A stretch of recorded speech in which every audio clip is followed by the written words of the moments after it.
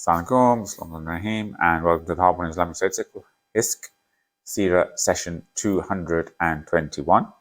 Inshallah, we'll be doing the death of the Prophet ﷺ in today's session, and then next week, inshallah, or next week will probably be Eid, inshallah, so we'll have it the week after that.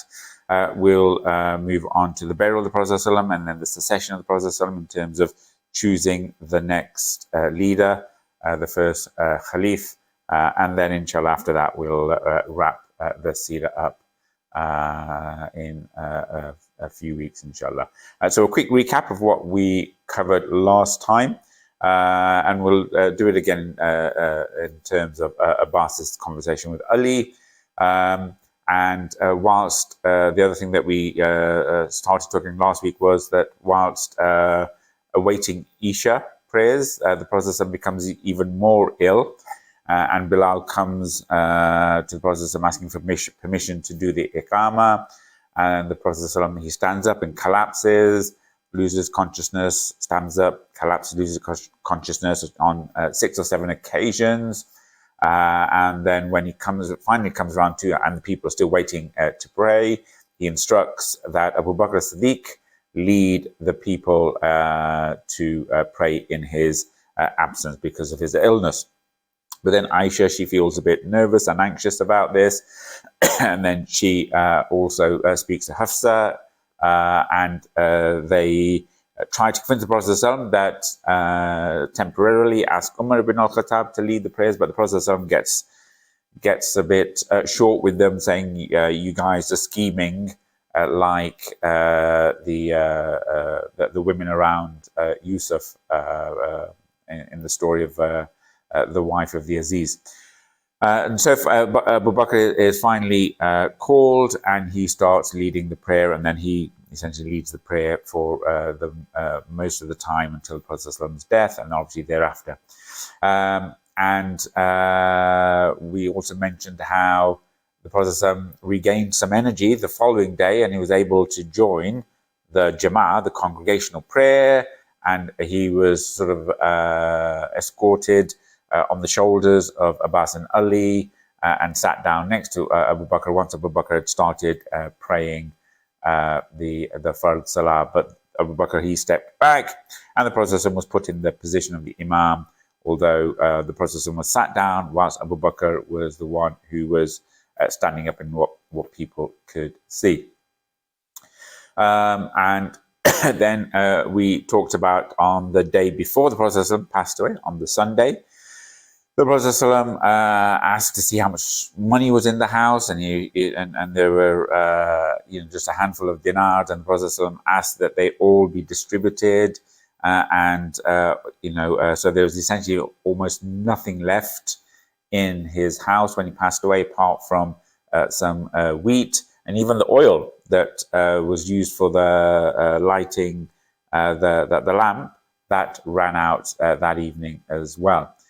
And then we just started the Monday morning, the Fajr of the last day of the Prophet ﷺ, and at Fajr time, the Prophet ﷺ, he sat up on his bed and he looked out and saw people praying, and he smiled. So we'll pick up from there, inshallah.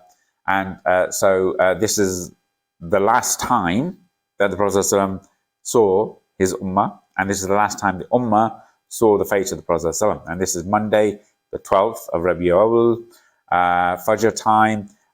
He, as I mentioned, the Prophet ﷺ was too weak to get up and lead Salah, and he sort of still resting in the bed of Aisha. And Abu Bakr started the Fajr prayer, and the Prophet ﷺ, he asked to be sat up in the bed, and so he sat up, being held in that sort of upright position, and lifts the curtain between sort of the bed and the masjid, because we talked before how the house of Aisha was adjoining the masjid, and there was a ready access from that house into the masjid, and there's separated by a curtain.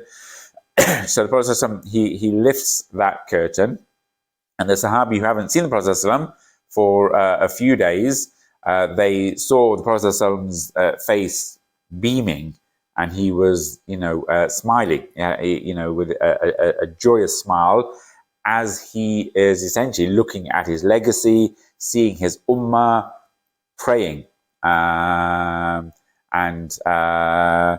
Then obviously when the people see the curtain raised and they see the Prophet ﷺ's face, they feel that he's getting better, and then there's a bit of a commotion, and Abu Bakr as-Siddiq, obviously, who's leading prayers, and this is Fajr prayers, and obviously there's only one reason why people would feel would start to become agitated when they get a sense that the Prophet ﷺ is there looking. So Abu Bakr, he turns around and sees the Prophet ﷺ, and the Prophet ﷺ makes eye contact with Abu Bakr, who's still sort of leading prayers, and Abu Bakr tries to step back to sort of indicate that he's going to again let the Prophet ﷺ come and lead, but the Prophet ﷺ, he motions to Abu Bakr, say, stay where you are, and basically complete the prayer.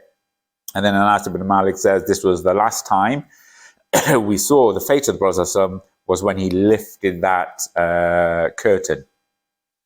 And again, like I said, a glorious sight for the Prophet ﷺ to see his ummah in a packed masjid, and again we mentioned how because of the Prophet ﷺ's illness, everyone was anxious and everyone was basically camping out inside the masjid, all very anxious to see what's happening with the Prophet ﷺ, and obviously to wish him well, send positive vibes, and be the first to sort of find out what's going on.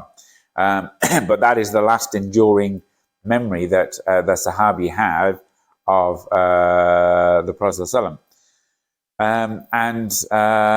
Then because obviously the Ummah and people didn't realize that it was only by sort of Dhuhr time the Prophet ﷺ would pass away. People, when they saw the Prophet ﷺ smiling and sort of perked up a bit, people got a bit more relaxed. And then it said, and Anas said that Mike said that the Muslims who were praying were so delighted that they almost sort of it almost caused a fitna in their prayers. They almost sort of disrupted their prayers because of the happiness and delight of seeing the Prophet ﷺ. And obviously then the Prophet ﷺ made a gesture for them to continue their prayer, and then he went back inside. and the Prophet ﷺ, was not alive for the next prayer. But so then Abu Bakr as-Siddiq, because he'd seen the Prophet ﷺ and people were a bit more relieved, Abu Bakr as-Siddiq, he then actually he took permission to go back to his home. So for the last, so many days, a week or so, he's been leading all the prayers. He's been staying in Medina like everyone else in downtown city center Medina. And then he's seen the Prophet ﷺ sit up and look at them. So again, there's a sense of relief amongst people. So he asked permission to go back and see his family that he hasn't seen for a week. and this is, according to some narrations, where that conversation between al-Abbas and Ali happens. As people are a bit sort of more relaxed, Abbas goes to Ali ibn Abi Talib and says, look, I've seen the signs, I know the signs of death in the sons of Abdul Muttalib. And Ali sort of basically said, well, what are you talking about? Look, he's getting better now. And that was obviously, more in hope than expectation. But Ali said, look, he's getting better. He goes, no. And then Abbas grabs Ali and says, well, I know the signs of death in the children of Abdul Muttalib. Within 3 days, the Prophet ﷺ will be with us no more. And he knows, it's not intuition, it's just experience. He's seen life and death enough, and he's one of the elders of the family of the Prophet ﷺ. And he goes, look, within 3 days, and says to Ali, you shall be a slave ruled by a stick. Basically, we don't know what's going to happen next. So why don't you go and ask the Prophet now that he's a bit better about what happens next? And then Ali, he knows what he's talking about, and basically said, look, no, because what if the Prophet says something that we don't want to hear? Then that will be codified, and there's no way around that. And obviously, Abbas was right, that the Prophet would not last even 3 days. So we're now on to the Monday morning after Fajr, and the Prophet, it said that he's drifting in and out of consciousness, throughout that morning. And then sort of as the day rises, the Prophet, he calls for his daughter Fatima. He tells her something, he whispers something to her, and she cries, and then he whispers something else, and then she laughs. Aisha then asks, what did he say? And she's like, I can't tell you the secrets of the Prophet. But again, it's like the Prophet, he's tying off everything before he leaves, and he knows he's about to go. So that's why, he called his daughter, and Fatima is the last of his, immediate family to be alive. Everyone else has passed. His mother and father have passed away. His grandfather, obviously his uncle, all of his children, except Fatima, they have all passed away. He's buried all his children. And so he asks to see her when she comes in. She obviously recognizes how ill the Prophet is, and says, oh, what great pain my father is in. And then the Prophet remarks back to her, he will not suffer more when this day is over. Then he gestures to Fatima, who sits next to the Prophet, and he whispers in her ear, and then she starts to cry, and then to console her, he whispers again in her ear, and then she starts to laugh. And then a few months later, Aisha again asked Fatima what that conversation was, and then she said, well, now I can tell you.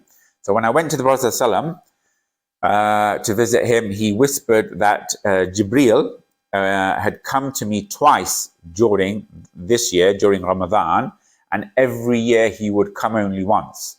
And then there is no explanation except the fact that my time has come. So the Prophet, he's basically saying, look, this is it. This is the end. And this is one of the indications that Jibreel visited me twice. So that's when Fatima, she began to cry. Then he called her over again and whispered into her ear. Then he said, Prophet said to his daughter, you shall be the first of my family to meet me, and you will be the leader of the women of Jannah. And that's when she smiled out of joy. Not necessarily the fact that she will be the leader of the women of Jannah, but the fact that she will be the first of the family of the Prophet to meet him. And basically, he's saying, look, don't cry for me. I'm dying, but you'll be the first one who will die and come and meet me when that happens. And that made her happy. So she's not obviously concerned. She was sad that the Prophet was going to die, but the fact that she's also going to die, and she's not going to have to live a long time without the Prophet, that made her happy. Then it said the Prophet asked for Al-Hassan and Hussein to be brought to him. They were brought to him, and then he kissed them, and then he recommended that they be looked after. And also some of the narrations say that he asked to see his wives, and they were brought to him in the house of Aisha, and then he gave them advice and told them to remember Allah, and then they went. And then sort of again, after a few hours, the Prophet was getting more and more ill, drifting in and out of consciousness, and then the pangs of death, Sakrat al-Maut, which we talked about when we talked about the hereafter series, death and dying and Jannah. So we talked about the pangs of death. And then obviously the Prophet, there's no painkillers there. He's not on any sort of morphine drip or anything that people have nowadays. All he had was a container of water, a raqwa, which on the side of his bed or mattress, and then he would put his hand in that water, take it out, and then wipe his hand over his face to cool himself down and to give him a bit of relief. And then as he's doing that, he would say, there is no God but Allah, death is full of agonies. And then he would keep doing that. And it's narrated that the Prophet talked about this before, how his fever was very intense. And it's Abbas obviously is one of the family, the core family who's in and around the house. Abbas said, how can the Prophet bear this intense pain?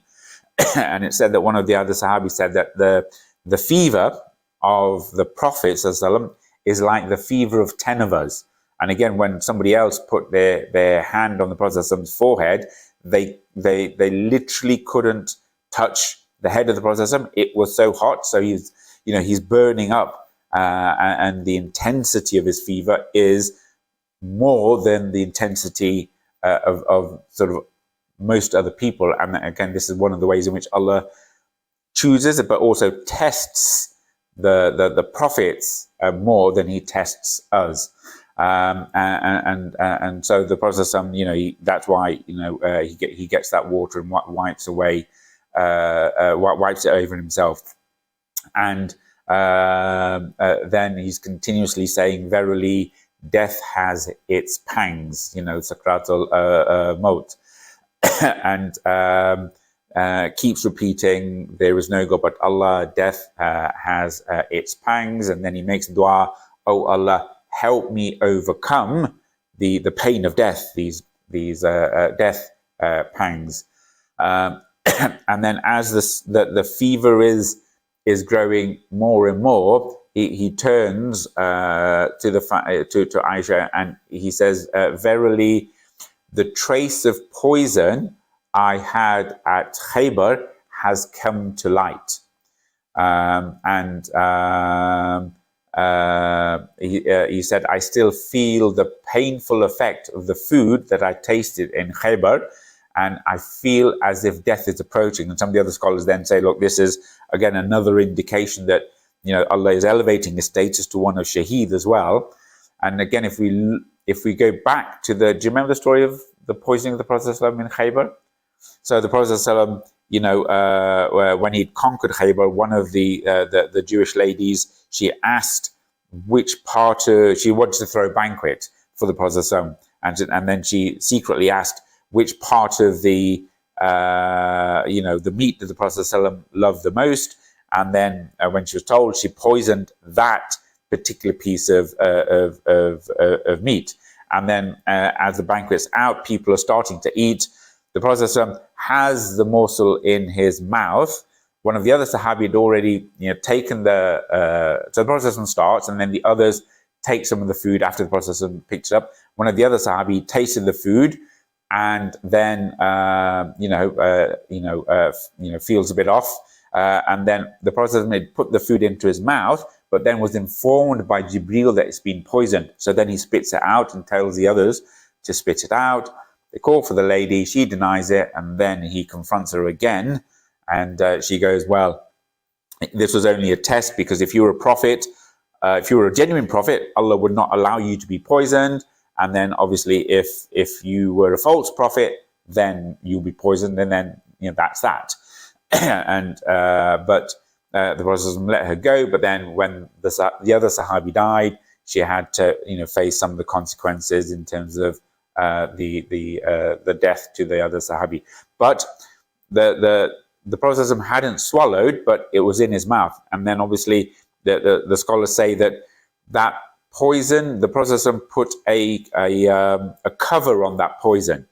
And now that he's so weak with the fever, the intense fever, that sort of cover around the poison's been lifted, and that's when he says, I can feel the effects of the poison I tasted in Khaybar. And then later on that morning, Usama ibn Zayd, he comes back to visit the Prophet, and we talked about how Usama had been dispatched with the army to go to fight the Byzantians, the Romans. He'd left with the army and he was just outside Medina, a day's ride, when he'd heard the Prophet had fallen ill. So he'd camped there with the army, and he's been camped, for over a week, 10 days. And then he decides to come back, and he comes back and visits the Prophet on this Monday, a few hours before the Prophet passes away. And so Usama ibn Zayd, he comes in to see the Prophet, and obviously one of the very last people to see the Prophet. And the Prophet is very, very weak at this point. And then he motions to Usama, and he sort of points in the direction, and then essentially indicating that, be sure to go with the army. And then he makes an ishara that, he's making dua for Usama. So essentially that, go fulfill your mission, and I'll make dua for your success. And again, so then Usama, he leaves. And again, this is in the context where people had seen his face at Fajr time, so people are thinking, well, okay, he's finally on the mend. So that's why he sort of comes to see him. And this was the first decision that Abu Bakr as-Siddiq had to make when he was appointed or elected as Khalif, is what to do with the army of Usama. And Abu Bakr says, look, how can I tell the army of Usama to come back when the Prophet ﷺ, literally on his deathbed, wanted him to go? And so the first thing that Abu Bakr as-Siddiq did was to ensure that the army of Usama was dispatched. But we'll come on to that later on. Then, within sort of the last hour or so of the Prophet's life, Aisha's brother, Rahman ibn Abi Bakr, he comes in, and it's narrated that Aisha radiallahu anha, she said that, this is the first time she's actually cared for someone who is ill. So this is a new experience for her. And she said the Prophet's fever was becoming even greater, and she didn't know what to do. So she sat with her legs crossed. She picked up the Prophet and from his pillow, and put the Prophet sort of on her sort of shoulder. So between her neck and her chest rested the Prophet's head on her chest. And again, it's a way that sort of touch is a way in which people seek. Can get calm through that. When you're ill, having people who are dying, it's just touching them and holding them brings comfort to them, and that's what she was trying to do. Then her brother Abdurrahman ibn Abi Bakr, he walked in, and he had a miswak in his hand. So the Prophet he gestures towards the miswak. And then Aisha, because she's got the Prophet there, she recognizes what the Prophet is indicating, and so she asks the Prophet, do you want the miswak? And the Prophet he indicates yes, he does. So she gets the miswak from Abdurrahman, flips it around, because obviously he's using one end, so she turns it around to the other end. She loosens it with her own sort of teeth, and puts a spit in it and loosens it up for the Prophet ﷺ, and then hands it to the Prophet ﷺ.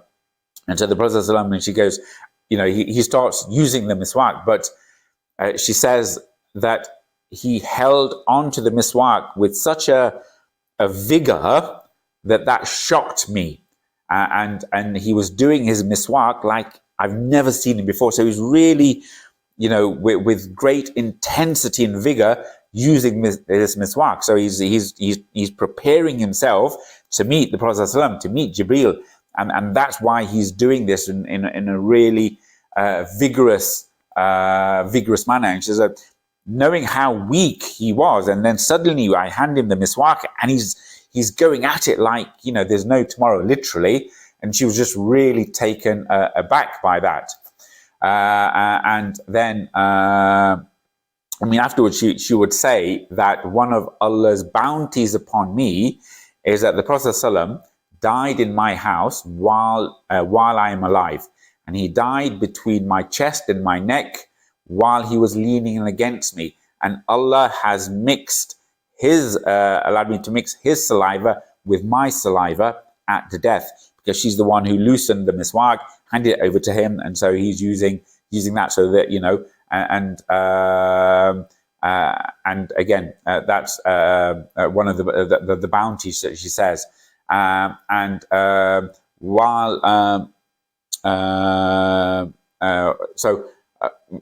So again, she recounts how she gets some comfort in that. Then the fever of the Prophet, it increases, and he loses consciousness again, and he's going in and out of consciousness, and he's in sort of the final pangs of death, and his breathing no doubt alters. And then at that point, then the Prophet he looked up. So he's still on Aisha's chest, and he raises up his eyes, and then he's moving his lips, looking upwards, saying something softly. So Aisha, she leans in to try and hear what he's saying. And obviously, he's very weak, at this time. And then she says, as she's leaning in to hear what the Prophet says, I heard the Prophet say, I want to be with the nabiyyin, the siddiqin, the shuhada, and the salihin. Right?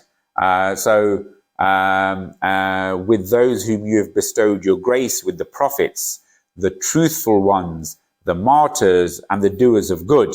O Allah, forgive me and have mercy upon me, and join me to the companionship on high.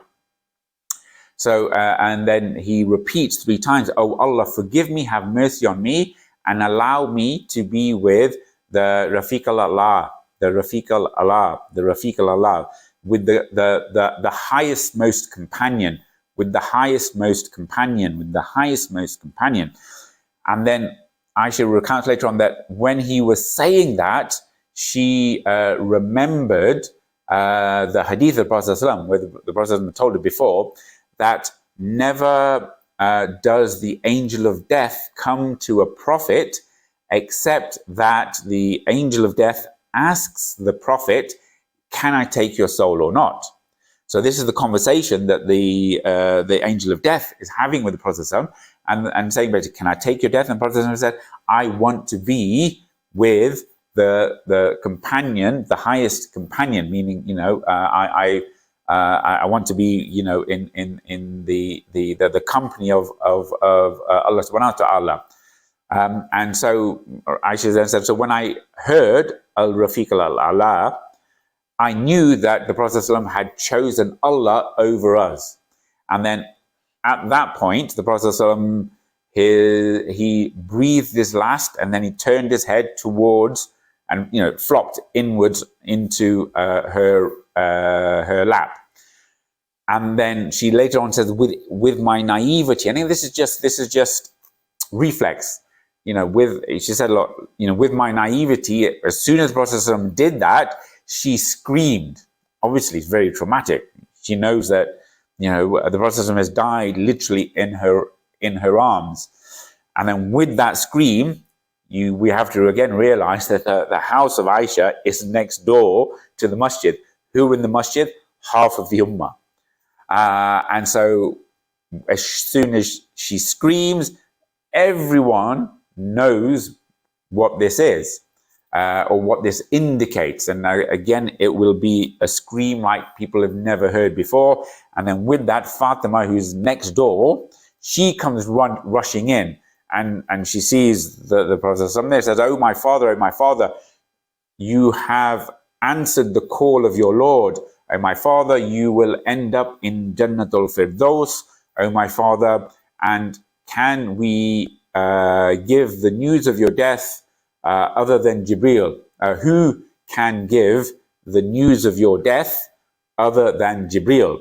We give the news of your death to Jibril himself."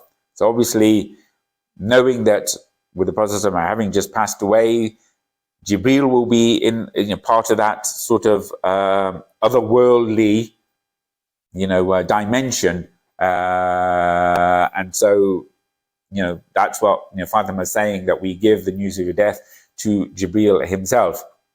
So this, the death of the Prophet here, it's happening at sort of high morning, just before or just after Dhuhr time, on the 12th of Rabi al-Awwal, on a Monday in the 11th year of Hijrah, exactly 10 years after the Prophet performed Hijrah. And it said that, some narrations say that he entered into Medina on the 12th of Rabi al-Awwal, and that is the day that he passed away. And he died at age 63 and 4 days old when he died, according to some reports.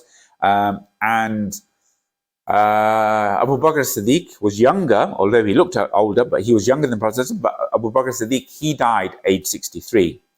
Umer ibn al-Khattab, much younger, but he also died age 63. So again, just in the Sunnah of the Prophet, they're also dying at the same age as the Prophet. So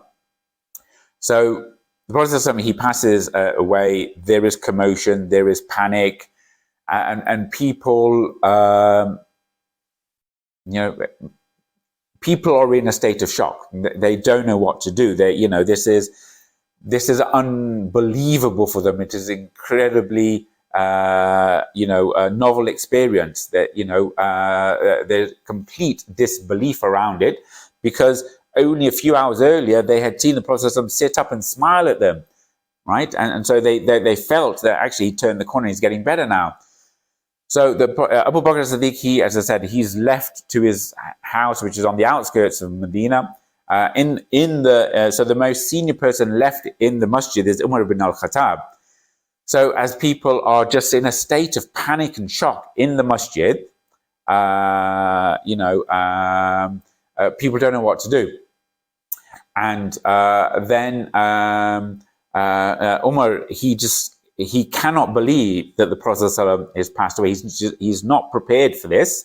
So he starts to stand up and starts, shouting and screaming in the masjid, and basically saying, there are munafiqun spreading lies. Whoever says the Prophet has passed away, I will chop his neck off, right? I don't want to hear anyone to tell me this. It's not possible that the Prophet will die. Musa went to Allah for 40 days. This is just what the Prophet is doing. He's in a state of sort of a suspension, he's just unconscious. And anyone who says that he has died, he will have my sword to deal with. He hasn't actually physically got his sword, but he's just sort of strutting around in the mosque shouting. Hypocrites claim that he's died, but he's not going to die. Just the same way as Musa bin Imran did. He stayed away for 40 nights, but finally came back, right? Even though people had said that he had died. By Allah, the Prophet will come back and he will cut off the hands and legs of those who claim he has died. And also, the Prophet cannot be dead because he has promised to deal with the munafiqeen. So this was something that that Umar was sort of holding on to, that the Prophet will not pass away until all the munafiqun are dealt with. So he's just using that to justify his sort of irrational sort of arguments that the Prophet is has not died, or goes counter to reality, but he's in a state of shock. So then Abu Bakr, obviously the news spreads throughout Medina. The news gets to Abu Bakr Siddiq, the Prophet passed away. He jumps on his horse and comes straight back. Doesn't go to the mosque, goes straight to his daughter's house, Aisha, and doesn't talk to her, and goes straight to the Prophet ﷺ, lifts off the Yemeni mantle covering the Prophet ﷺ, uncovers the face of the Prophet ﷺ, bends down, kisses the Prophet ﷺ on his forehead and starts to cry and says, I sacrifice my father and my mother for your sake. Allah verily will not cause you to die twice. You have just experienced the death that Allah has ordained. How beautiful you are in life, how beautiful you are in death, Ya Rasulullah. And so, very dignified, very to the point. And then he sort of goes around and enters into the mosque, and he sees the commotion. He sees Ummah yelling and strutting around.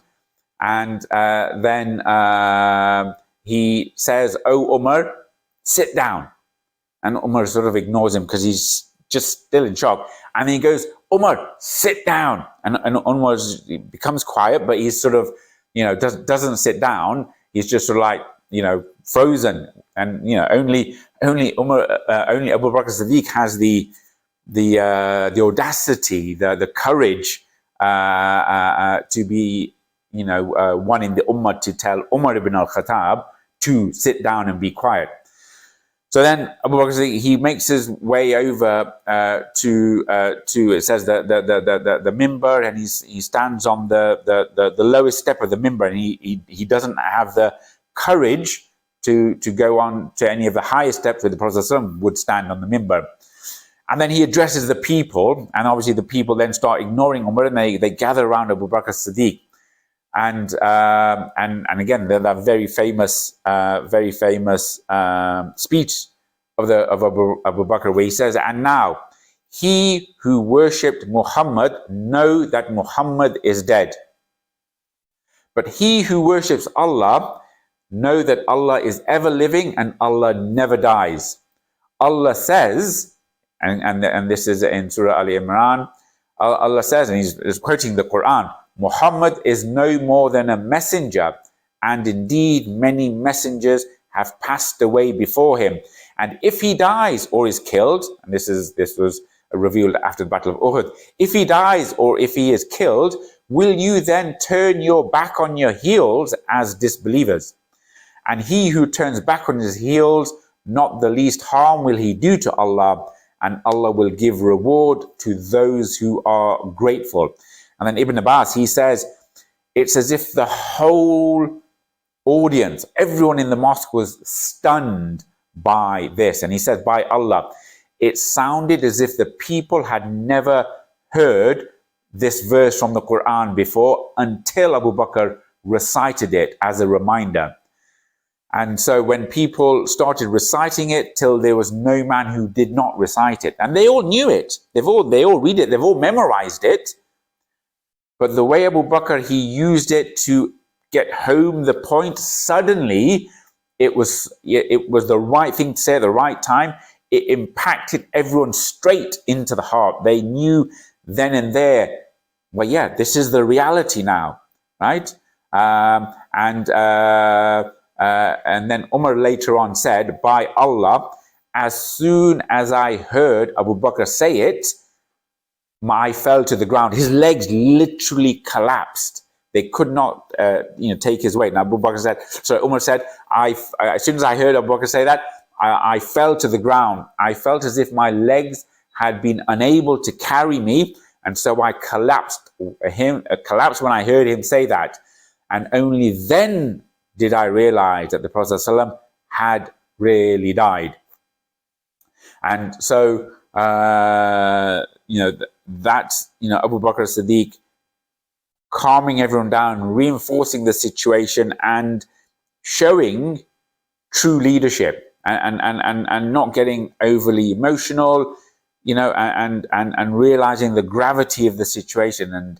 And again, once he had said that, everyone's reciting the same verse in the Qur'an, and it's a way in which everyone then is coming to the sad realization that this has actually happened, that the Prophet is no longer with us. The Prophet has now died, you know. And I'll finish just on another point, not just the loss of the Prophet. The Prophet said to people, this again before he passed away, that whenever a calamity hits you, just think of the calamity that my ummah faced when I died. So, and that puts things into perspective, because these are the people the Prophet was everything to them. He was everything to them. And then when he had gone, that was such a big void for everyone. But there was another thing, another void, which has now sort of happened because of that. And it said later on that Abu Bakr and Umar ibn al-Khattab, they went to visit Ayman one day, and then when she saw them, she started bursting out crying. And then she was crying, saying, I'm not crying because the Prophet ﷺ has died.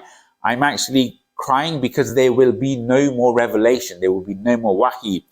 Again, because they're living in the time where Allah is communicating to mankind through another person, through Jibreel, through the Prophet ﷺ. There's revelation coming direct from the heavens. And then now with the Prophet ﷺ passing away, that has been cut, that has been ceased.